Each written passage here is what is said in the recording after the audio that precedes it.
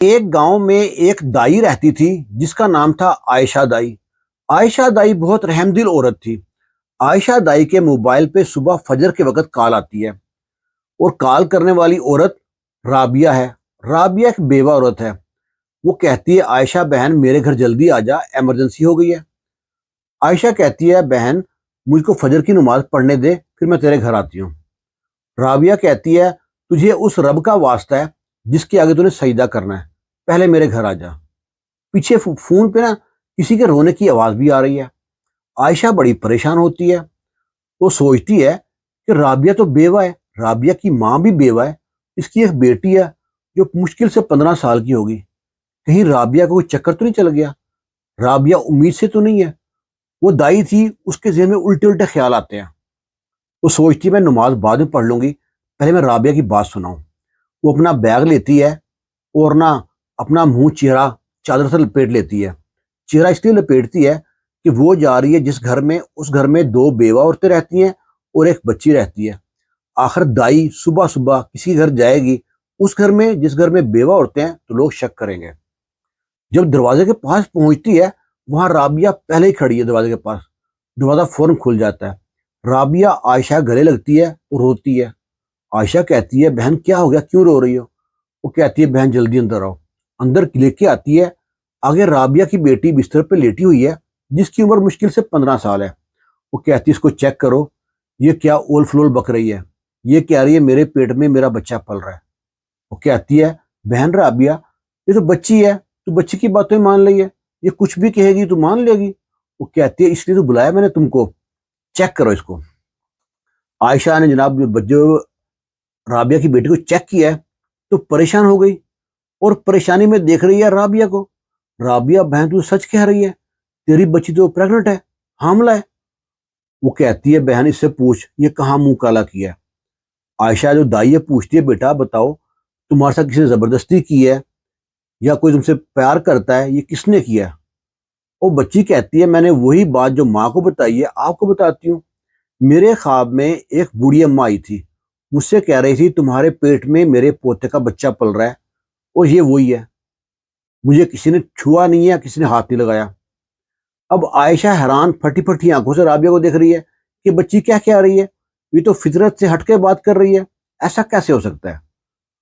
اور ورنہ ماں ڈانٹ دی اس کو کہ میں تجھے ماروں گی، دھکے دے گھر سے نکال دوں، تیرا گلا دبا دوں گی، میری غلطی ہے۔ وہ جو عائشہ کہتی ہے دیکھ تم لوگوں کی پورا محلہ گواہی دیتا ہے، تم لوگوں نے بہت نیک عورتیں ہو، تمہارے گھر میں کسی غیر مرد کا آنا جانا نہیں ہے، آخر یہ بچی کیسے پریگننٹ ہو گئی؟ وہ رابعہ کہتی ہے میں بھی تو یہی سوچ رہی ہوں، بڑے پریشان۔ اور بچی ایک ہی بات کرتی ہے کہ میرے خواب میں ایک بوڑھی اماں آئی تھی اور وہ کہہ رہی تھی کہ جو تمہارے پیٹ میں بچہ پل رہا ہے یہ میرے پوتے کا ہے۔ اب نا رابعہ کہتی ہے بچہ گرایا جا سکتا ہے؟ وہ کہتی ہے بچہ تو نہیں گرایا جا سکتا، یہ تو بچہ تقریباً 5.5-6 ماہ کا ہو چکا ہے۔ وہ دوائی دیتی ہے اور چلی جاتی ہے، بڑی پریشان۔ اگلے دن نا جو دائی ہے وہ ساتھ والے گھر میں کسی کام سے آتی ہے، تو اس گھر میں جو بچی کھیل رہی تھی نا، بچی کی ماں کہتی ہے جاؤ بیٹی آنٹی رابعہ کی بیٹی سے جا کھیل لو۔ وہ کہتی ہے کہ جو آنٹی رابعہ کی بیٹی شازیہ ہے نا، آج کل اس کا موڈ عجیب سا ہی ہے، کبھی تھک جاتی ہے، کبھی کبھی وہ چکر آ رہے ہیں، اور مجھ سے نا ڈھنگ سے بات ہی نہیں کرتی، میں نہیں جاتی کھیلنے کے لیے۔ وہیں پہ بیٹھی ہے عائشہ دائی، وہ کہتی ہے بیٹا ادھر آؤ، وہ جو تمہاری دوست ہے شازیہ آنٹی رابعہ کی بیٹی، اس کی کوئی اور دوست بھی ہے، اس سے سرامدہ ہے کسی اور کے ساتھ؟ وہ کہتی ہے نہیں، وہ تو صرف میری دوست ہے، پتہ نہیں آج کل کیا ہو گیا اس کو، تھکی تھکی رہتی ہے۔ وہ کہتی ہے کچھ تو دال میں کالا ہے، کہیں نہ کہیں جھوٹ ہے، کوئی نہ کوئی بول رہا ہے جھوٹ۔ کہ جاؤ بیٹا کھیلو تم۔ وہ اگلے دن گھر جاتی ہے رابعہ کے، اسے پوچھتی ہے، بچی کو چیک کرتی ہے، کوئی دوائی لکھ کے دیتی ہے، وٹامن لکھ کے دیتی ہے، بچی کافی کمزور تھی۔ ایسے کرتے کراتے نا ایک رات بہت تیز درد ہوتی ہے بچی کو۔ جب درد ہوتی ہے رابعہ فون کرتی ہے عائشہ دائی کو کہ بہن جلدی سارا سامان لے کے میرے گھر پہنچ۔ وہ گھر پہنچتی ہے، منہ شو لپیٹ کے آتی ہے، کہیں ملے والے پھر نہ دیکھ رہے ہیں، رات کا پچھلا ٹائم ہے۔ جب گھر آتی ہے تو رابعہ آگے کہتی ہے دیکھ پتہ نہیں کیا ہوا ہے۔ وہ کہتی ہے بہن یہ کیس تو خراب ہو چکا ہے، میرے والا کام نہیں ہے۔ اب تو اور گھر سے باہر لے کے گئے تو بدنامی بڑی ہوگی، یہ گھر میں ہو جاتا تو بچ جاتے ہیں۔ وہ کہتے ہیں تو گھر سے باہر لے کے جائیں گے اسپتال میں تو کسی کو کیا بولیں گے؟ عائشہ دائی کہتی ہے کہہ دینا کہ اس کے پیٹ میں نا پتھری ہے، اس کا علاج کرانے جا رہے ہیں۔ اور نا فون کرتی ہے عائشہ دائی اپنے شوہر کو، اس کے پاس کیری ڈبہ تھا، وہ کہتی ہے اپنی گاڑی لے کے جلدی آؤ رابعہ بہن کے گھر پہ، یہاں پہ اس کی بیٹی کو لے کے جانا ہے، خاموشی سے کسی کو بتانا نہیں ہے۔ عائشہ دائی کا آدمی آتا ہے وہاں پہ کیری ڈبہ لے کے، اس کو دونوں آسرے سے ماں اور دائی گاڑی میں ڈالتے ہیں، اور پیچھے پیچھے جو رابعہ کی ماں ہے وہ بھی آ جاتی ہے۔ اب یہ سارے جاتے ہیں ہاسپٹل میں۔ جب ہاسپٹل میں پہنچتے ہیں، ادھر جو جب جا رہے تھے نا، تو جو دائی ہے نا اس کی دوست تھی نرس، اس کو فون کر دیتی ہے کہ میں کیس لے کے آ رہی ہوں۔ وہ کہتی ہے ڈاکٹر تو ہے نہیں ہے، وہ کہتی ہے مجھے نہیں پتا، میری بہت پیار والی جاننے والی عورت ہے، اس کی بیٹی ہے، تو ڈاکٹر کو بلا۔ وہ فون کرتی ہے ڈاکٹر کو، ڈاکٹر آ جاتا ہے، ڈاکٹر آ جاتی ہے، لیڈی ڈاکٹر تھی۔ اب جب ڈاکٹر آتی ہے یہ لے کے جاتے ہیں اس کو، چیک کرتے ہیں، آپریشن تھیٹر میں لے کے جاتے ہیں۔ تھوڑی دیر بعد لیڈی ڈاکٹر باہر آتی ہے اور کہتی ہے آپ کے پاس یہ ایک چانس ہے، آپ بتائیں آپ کو بچی چاہیے یا جو بچی کے پیٹ میں بچہ ہے وہ چاہیے؟ رابعہ کہتی ہے مجھ کو اپنی بیٹی چاہیے۔ وہ کہتا ہے ٹھیک ہے پیپر پہ سائن کر دو، سائن کرا کے جاتے ہیں اندر۔ تھوڑی دیر بعد ڈاکٹر آتی ہے، کہتی ہے مجھے بڑا افسوس ہے، آپ کی بیٹی تو بچ گئی ہے، جو اس کے اندر جان پل رہی تھی نا وہ بچی مردہ پیدا ہوئی ہے۔ رابعہ وہاں پہ شکر ادا کرتی ہے، اللہ تعالیٰ تو نے ہمارا پردہ رکھ لیا، اور کہتی ہے میں اس بچی کو لے کے جانا چاہتی ہوں۔ ڈاکٹر کہتی ہے پہلے میرے پاس کمرے میں آؤ۔ ڈاکٹر بلاتی ہے کمرے میں، آپ لوگوں کو ذرا شرم نہیں آتی، اتنی چھوٹی سی بچی کی شادی کر دی ہے؟ رابعہ کہتی ہے میں نے شادی تو کی نہیں ہے، ہم تو یہی تو پریشان ہیں کہ میری بیٹی حاملہ کیسے ہو گئی۔ وہ کہتی ہے اس کے ساتھ بہت بری طرح کسی نے اس کو استعمال کیا ہے۔ وہ کہتے کیا مطلب ہے؟ اور وہیں پہ نا جو رابعہ کی ماں ہے وہ نا اونچی اونچی روتی ہے۔ وہ کہتی ماں تجھے کیا ہو گیا؟ وہ کہتی ہے رابعہ مجھ کو معاف کر دے۔ کہتا کیا ماں تو نے کیا کیا ہے؟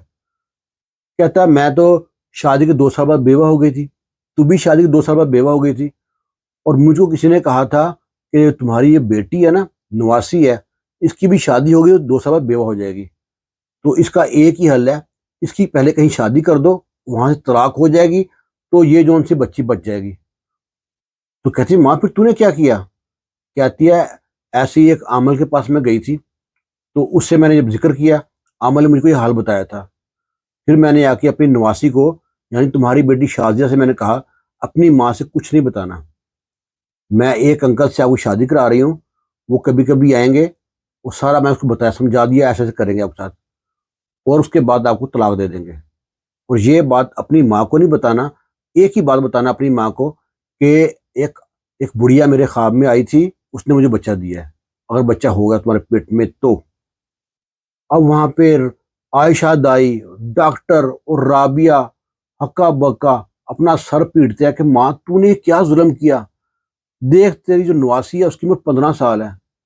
کہتی میں ڈر گئی تھی کہ میں نے بھی ساری عمر بیوہ میں کاٹی ہے، تو نے بھی ساری بیوہ میں کاٹی ہے، کہیں ہماری بیٹی بیوہ نہ ہو جائے، اس ڈر سے میں نے یہ قدم اٹھا لیا۔ پھر میں نے جس سے شادی کرائی تھی، عامل نے ایک بندہ دیا تھا، وہ اس نے طلاق بھی دے دی ہے، ابھی اس کی شادی ہوگی نا اس کا شوہر نہیں مرے گا۔ وہ کہتی ماں کیسی جہل والی بات کر رہی ہے، یہ شوہر زندہ رہے یا مرے یہ اللہ جانتا ہے، عامل تھوڑی جانتے ہیں، آپ نے میری بیٹی زندگی برباد کرا دی۔ وہ کہتے ہیں اب یہ بات ہمارے اندر ہے، کسی کو معلوم نہیں ہے، بیٹی کو گھر لے کے جاتے ہیں، کوئی بھی پوچھے گا تو کہہ دیں گے اس کا پتھری کا آپریشن ہوا ہے۔ اب ایسے جو بیٹی ہے اس کی وہ گھر لے کے آتے ہیں، اور بیٹی بھی روتی ہے، اپنی ماں سے کہتی ہے ماں مجھ کو معاف کر دے، نانوں نے ایسا کرنے کو کہا تھا۔ کہتی بیٹی تجھے اپنی ماں پہ یقین نہیں ہے، مجھ سے کیوں نہیں چھپایا تو نے ایسا کہا؟ اور کون تھا وہ شخص؟ کہتی میں نہیں جانتی، دادو نانو لے کے آئی تھی، اور ایک مولوی صاحب آئے تھے، کچھ پیپر پہ سائن کرائے تھے، کہتے تمہارا نکاح ہو گیا ہے اور آج کے بعد شوہر ہے۔ اور ابھی کچھ دن پہلے جب میں آپ کو بتایا تھا نا میرے پیٹ میں درد ہوتی ہے، اس سے کچھ دن پہلے وہ آدمی مجھ کو طلاق دے کے یہ پیپر دے کے چلا گیا تھا۔ ماں جب پیپر دیکھتی ہے طلاق نامہ تھا اس کے اوپر، ماں اپنی بیٹی کو گلے لگا کے بہت روتی ہے، اپنی جو ماں کو غصے سے دیکھتی ہے کہ تو نے میری بیٹی زندگی برباد کر دی۔ لیکن ہے کہ شاید تقدیر میں کچھ ایسا لکھا تھا. اس کے بعد وقت گزرتا ہے، اسی لڑکی کی شادی ہوتی ہے. شادی کے بعد وہ پھلتی پھولتی بھی ہے، بچے بھی ہوتے ہیں، زندگی بھی لمبی ہوتی ہے.